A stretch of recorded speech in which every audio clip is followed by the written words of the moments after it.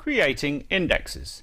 This is a syntax diagram for the create index command, including all sorts of interesting bits and pieces and options to the creation of an index. I've highlighted certain pieces that we will discuss. First of all, you can create a unique index. We know what that is. It means that every value in the index must be unique. You cannot have duplicates. If you try to create a unique index on a column without duplicate values or a set of columns without duplicate values, you will get an error. Why we have unique and the pipe command, which actually means in syntactical terms unique or bitmap, is because a bitmap index cannot be unique. So you cannot create unique bitmap index, but you can create unique index and create bitmap index. So we can create an index on one or more columns or even an expression, which obviously can include columns as well.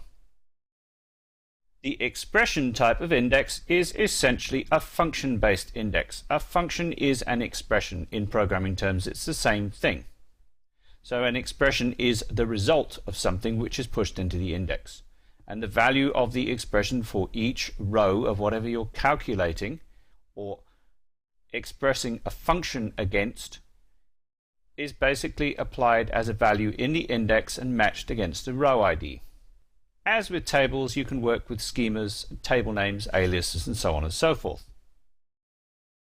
Another option is compression. We did look at compression earlier.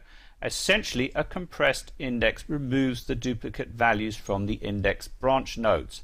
How does that work? Well, we saw in a previous example that looked something like this.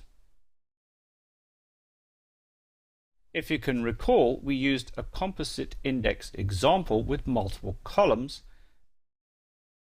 showing multiple duplicate values for countries, states, and cities.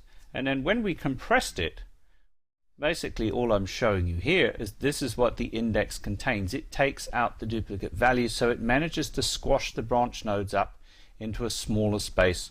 Technically, it allows you to store the index in a smaller space. So if you read the index as a whole, as a straight I/O operation, it would be faster.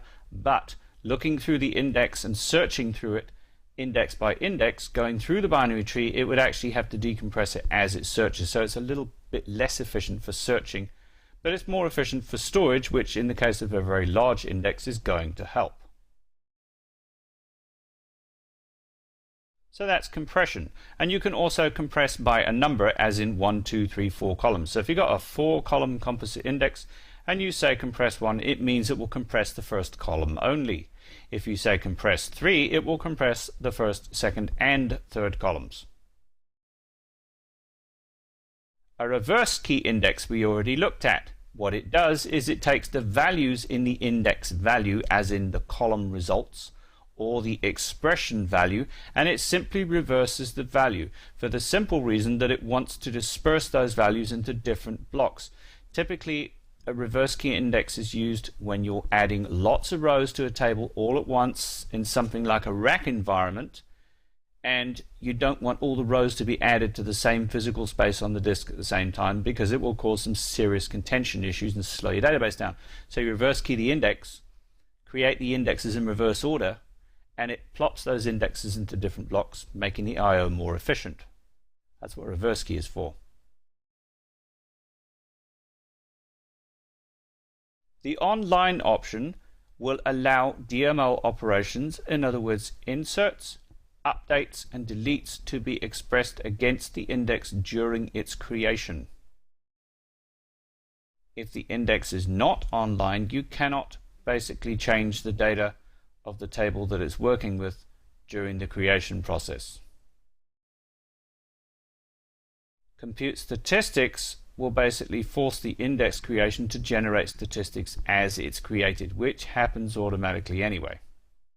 Statistics are essential to the performance of Oracle databases, and this is really a performance tuning topic which we'll probably get to in a later course.